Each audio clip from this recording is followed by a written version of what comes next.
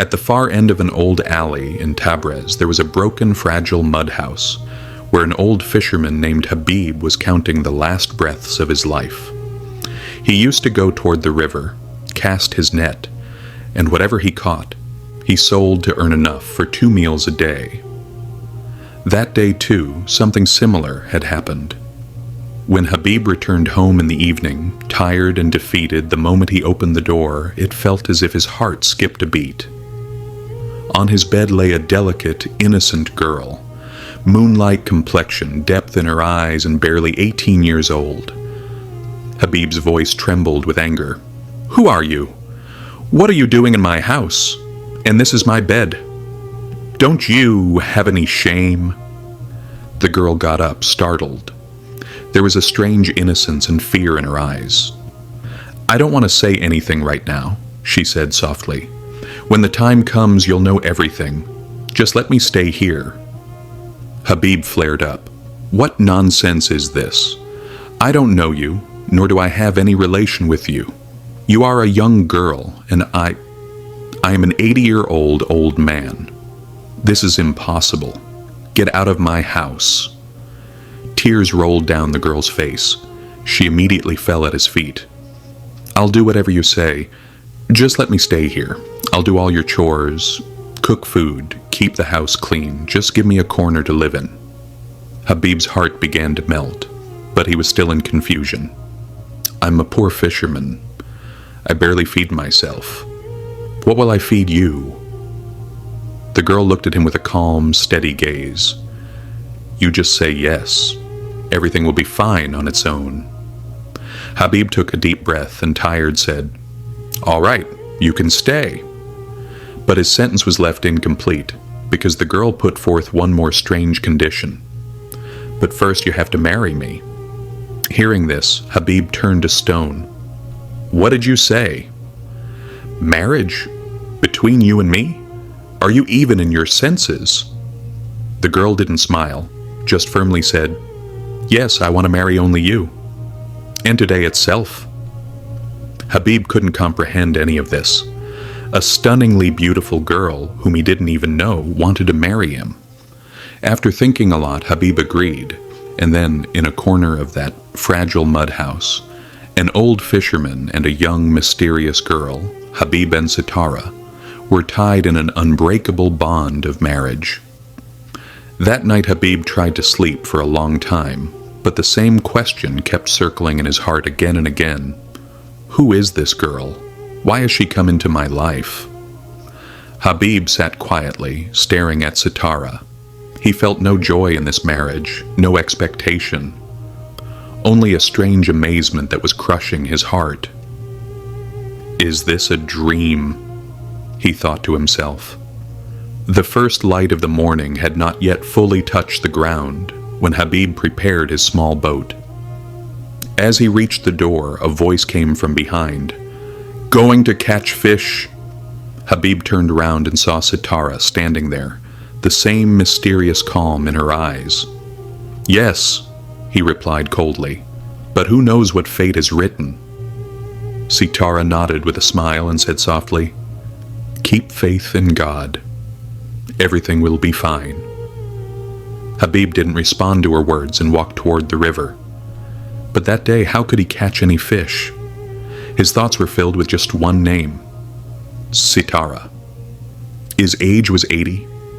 His body was tired and his heart was tangled. Every time he cast his net into the river, only one question circled in his mind. Who is that girl? Why did she marry me? And is her intention truly pure? Even after working for several hours, nothing came into his net. The sun began to set, and the waves of the river seemed to sympathize with his fatigue. Tired and worn out, when Habib returned home, he saw Sitara standing at the door. Hopeful eyes. "Did you bring any fish?" she asked. Habib's face fell. Nothing came. Sitara didn't complain. She just smiled. "It's okay. We'll endure hunger together. That's what Nika means, right?" That night neither of them ate.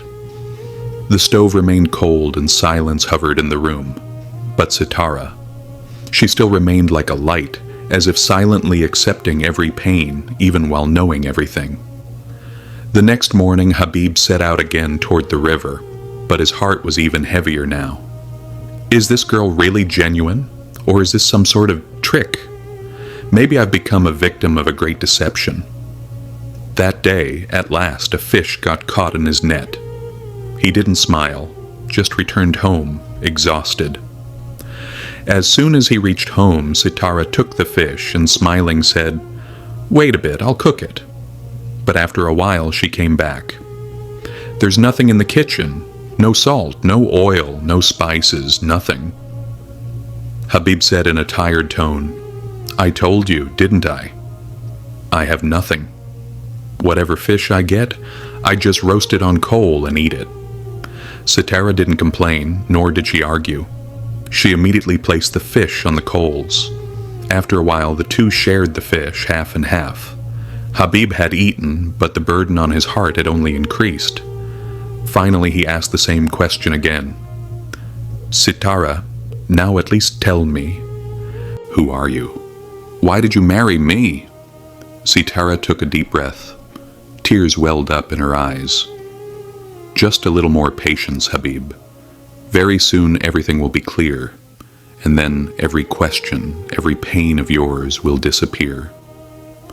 That night Habib couldn't sleep, and the next morning when he returned from the river, it was as if time had stopped. The house was silent. Sitara was nowhere to be seen. He ran here and there, called out, but there was no response. And then his eyes fell on that old yellow chest, the one he hadn't opened in years, which held the last memory of his mother. The gold earrings. The chest was open, and it was empty. The ground beneath his feet seemed to vanish. "No! This can't be!" His head began to spin, and he collapsed to the floor. Was Sitara a thief? Did she take advantage of my innocence? Took away the last memory of my mother? Shaken, he ran to his old friend Sharifuddin. After hearing everything, Sharifuddin said, "There's only one way now. Let's go to the Queen. She will surely give you justice." And then a new hope awakened in Habib's eyes. Through the stony alleys of Tabriz, Habib moved toward that high hill, where the majestic palace of the Queen of Tabriz stood. There was a chill in the air, and in his trembling hands he still held that old chest, the one that once held his mother's gold earrings. At the palace gates, two guards stood holding long swords. Habib stopped in front of them, and in a soft, tired voice said, "I need to meet the Queen. It is very important." One of the guards looked him up and down and laughed. "A tattered old man like you wants to meet the Queen? Move along from here." But just then, another guard said, "Wait. The Queen has opened the court to common people today. This old man might as well benefit from a day of mercy." After a few questions and answers, Habib was allowed inside the palace. The scene inside the palace was nothing short of a dream for him. High domes, red carpets laid across the floor, mirrors gleaming on the walls, and the glow of 1,000 lamps. In the center stood a tall throne upon which sat the Queen of Tabriz. Her face was covered with a veil, only her deep, steady eyes were visible. The court minister called out loudly, "Habib bin Yusuf, present your matter before the Queen." Habib walked forward slowly. His voice was heavy but not broken. "Queen Sahiba, I am an old fisherman. 2 days ago a girl came to my house. Young, beautiful, but a stranger. She insisted on marrying me. I refused countless times, but she wouldn't listen. We got married, and then 2 days later she disappeared with my mother's last keepsake, a pair of gold earrings." The entire court was stunned. The Queen remained silent for a few moments, then asked, "What do you want now, old fisherman?" "Justice. I want my mother's memory back. I cannot replace it with anything else." The queen's voice was gentle, but her face was still hidden behind the veil. "If I offer you double the gold in place of that jewelry, would you accept that?" Habib didn't take a moment to answer. "Number E, I only want that keepsake. It was the last symbol of my mother." The queen remained silent for a moment, then said, "Your matter will be taken seriously. Court is adjourned for today. You wait outside." Habib wanted to say something, but the guards gestured for him to step outside. He was given a small room in one of the outer sections of the palace. The queen never allowed commoners to stay overnight in the palace. That night Habib couldn't sleep.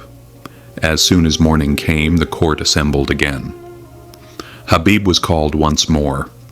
This time the court's atmosphere was different. Fewer people were present. The queen was seated on her throne, but today, along with her veil, a deep silence surrounded her. The minister said, "Queen Sahiba has decided that today she will meet you in person."